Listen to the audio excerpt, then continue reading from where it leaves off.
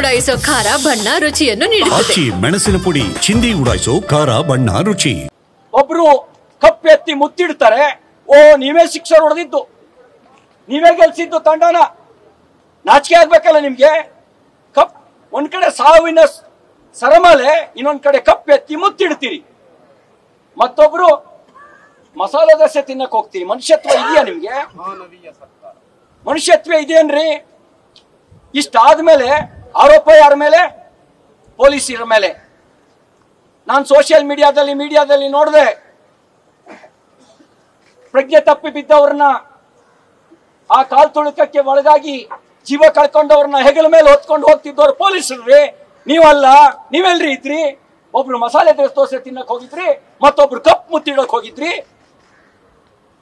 Cricket ನ credit ನ ಪಡ್ಕೊಳ್ಳಕ್ಕೆ ನಿಮ್ಮಿಬ್ಬರ ನಡುವೆ ಕ್ರೆಡಿಟ್ ವಾರ್ ನಡೀತಾ ಇತ್ತು. ಅದಕ್ಕೆ 11 ಜನರ ಬಲಿ ಆಯ್ತು.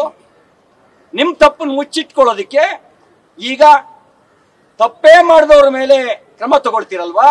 ತಪ್ಪು ಮಾಡಿರೋ ನಿಮ್ಮ ಮೇಲೆ ಶಿಕ್ಷೆ ಆಗ್ಬೇಕೋ ಬೇಡವೋ? ನಮ್ಮ ಈ ಹೋರಾಟ ತಪ್ಪು ಮಾಡಿರೋರ ಮೇಲೆ ಶಿಕ್ಷೆ ಆಗಬೇಕು ಅಂತ ಹೇಳಿ, ಅಮಾಯಕರ ಸಾವಿಗೆ ಕಾರಣಕರ್ತರಾದವರಿಗೆ ತಕ್ಕ ಶಿಕ್ಷೆ ಆಗಬೇಕು ಅಂತ ನಮ್ಮ ಹೋರಾಟ. ನೀವೇನ್ ಮಾಡಿದ್ರಿ? ಮ್ಯಾಜಿಸ್ಟ್ರೇಟ್ ತನಿಖೆ ಅಂತ ಹೇಳಿ ತಿಪ್ಪೆ ಸಾರಿಸೋ ಪ್ರಯತ್ನ ಮಾಡಿದ್ರಿ. ಕೇರಳದಲ್ಲಿ ಆನೆ ತುಳಿತಕ್ಕೊಳಗಾದ್ರೆ 25 ಲಕ್ಷ ಪರಿಹಾರ ಕೊಟ್ಟು, ಇಲ್ಲಿ ಸತ್ತವರಿಗೆ 10 ಲಕ್ಷ ಅಂತ ಘೋಷಣೆ ಮಾಡಿ ಅಲ್ಲೂ ತಾರತಮ್ಯ ಮಾಡಿದ್ರಿ. ಯಾವಾಗ ಜನಾಭಿಪ್ರಾಯ ಜನಾಕ್ರೋಶ ನಿಮ್ ವಿರುದ್ಧ ಆಯ್ತೋ, ಈಗ 25 ಲಕ್ಷ ಅಂತ ಹೇಳ್ತಾ ಇದ್ದೀರಿ. ಆಮೇಲೆ ನ್ಯಾಯಾಂಗ ತನಿಖೆ ಅಂತ ಹೇಳ್ತೀರಿ. ನಮ್ಮ ಆಗ್ರಹ ಇಷ್ಟೇನೆ, ನ್ಯಾಯಾಂಗ ತನಿಖೆ ಆಗಬೇಕಾಗಿರೋದು ನಿಮ್ ಸರ್ಕಾರದ ನೇತೃತ್ವದಲ್ಲಿ ಅಲ್ಲ, ವಿಧಾನಸೌಧದಲ್ಲಿ ಕಾರ್ಯಕ್ರಮ ಆಯೋಜನೆ ಮಾಡೋದಕ್ಕೆ ಮೂಲ ಕಾರಣವೇ ನೀವಿದ್ದೀರಿ. ನಿಮ್ಮ ಮೇಲೆ FIR ಬುಕ್ ಆಗಬೇಕು. A1 A2 CM deputy CM ಆಗಬೇಕು. ಆಗ ಒಂದು ಪಾರದರ್ಶಕತೆ ಬರುತ್ತೆ, ಒಂದು ಪ್ರಾಮಾಣಿಕತೆ ಬರುತ್ತೆ. ಅಷ್ಟು ಮಾತ್ರ ಅಲ್ಲ, ನ್ಯಾಯಾಂಗ ತನಿಖೆ ಉಚ್ಚ ನ್ಯಾಯಾಲಯದ ಮುಖ್ಯ ನ್ಯಾಯಾಧೀಶರ ನೇತೃತ್ವದಲ್ಲಿ ಸ್ವತಂತ್ರ ನ್ಯಾಯಾಂಗ ತನಿಖೆ ಆಗಬೇಕು. ಆಗ ನಿಷ್ಪಕ್ಷಪಾತವಾದ ತನಿಖೆ ಆಗುತ್ತೆ. ನಿಮ್ ನೇತೃತ್ವದ ತನಿಖೆ ನಿಮ್ ತಪ್ಪುಗಳನ್ನು ಮುಚ್ಚಾಕೋದಕ್ಕೆ, ನಿಮ್ ನೇತೃತ್ವದ ತನಿಖೆ ಅಮಾಯಕರನ್ನ ಬಲಿ ಪಡೆಯೋದಕ್ಕೆ, ನಿಮ್ಮ ನೇತೃತ್ವದ ತನಿಖೆ ನಿಮ್ಮೆಲ್ಲ ತಪ್ಪುಗಳನ್ನ ಮುಚ್ಚಾಕೋದಕ್ಕೆ ನಡೆಸುವಂತ ತನಿಖೆ ಅವಶ್ಯಕತೆ ಇಲ್ಲ. ನಮ್ಮ ಆಗ್ರಹ ಇಷ್ಟೇನೆ, ಈ ಹೋರಾಟದ ಉದ್ದೇಶ ಇಷ್ಟೇನೆ. 11 ಜನರ ಅಮಾಯಕರ ಸಾವಿಗೆ ಕಾರಣಕರ್ತರಾದವರು ನಿಮ್ಮ ಹಪಾಪಿತನಕ್ಕೆ, ನಿಮ್ಮ ಲಾಭಕ್ಕೆ ಏನ್ ಕಾರಣಕರ್ತರಾಗಿದ್ರಿ, ನಿಮಗೆ ಶಿಕ್ಷೆ ಆಗಬೇಕು. ನಿಮಗೆ ನೈತಿಕತೆ ಅನ್ನೋದಿದ್ರೆ, ನಿಮಗೇನಾದ್ರೂ ಮಾನವೀಯತೆ ಅನ್ನೋದಿದ್ರೆ ಇಷ್ಟೊತ್ತಿಗೆ ರಾಜೀನಾಮೆ ಕೊಡ್ತಿದ್ರಿ. ನಿಮ್ ಕುರ್ಚಿ ಉಳಿಸ್ಕೊಳ್ಳೋದಕ್ಕೆ ಬೇರೆಯವರ ತಲೆದಂಡ ಮಾಡೋ ಪ್ರಯತ್ನ ಮಾಡ್ತಿರ್ಲಿಲ್ಲ. ಹಾಗಾಗಿ ನಮ್ಮ ಹೋರಾಟ ನಿಜವಾಗಿ ತಪ್ಪು ಮಾಡಿದವರಿಗೆ ಶಿಕ್ಷೆ ಆಗಬೇಕು ಅನ್ನೋ ನಮ್ಮ ಹೋರಾಟ.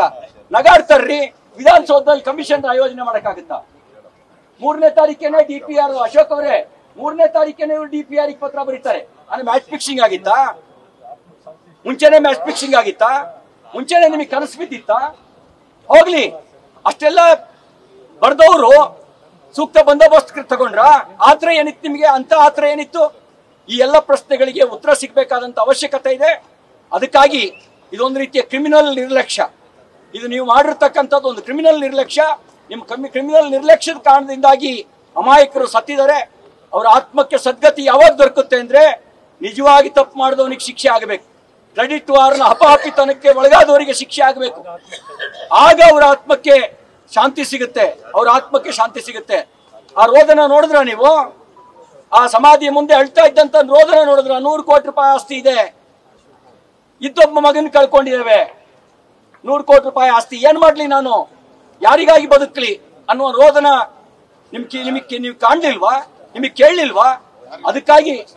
ಅದಕ್ಕಾಗಿ ನಾವು ಈ ಒಂದು ಹೋರಾಟ ಅಂತಕ್ಕಂಥ ಮಾತನ್ನು ಹೇಳ್ತಾ, ಸ್ವತಂತ್ರ ನ್ಯಾಯಾಂಗ ತನಿಖೆಗೆ ಆಗ್ರಹಿಸಿ ನಾವು ಈ ಒಂದು ಗಾಂಧಿ ಪ್ರತಿಮೆ ಮುಂದೆ ಧರಣಿ ಕೂತಿದ್ದೇವೆ.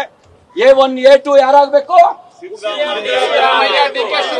ಇದು ನಮ್ಮ ಮಾತು ಮಾತ್ರ ಅಲ್ಲ, ಇದು ಜನಾಭಿಪ್ರಾಯ, ರಾಜ್ಯದ ಜನರ ಅಭಿಪ್ರಾಯ.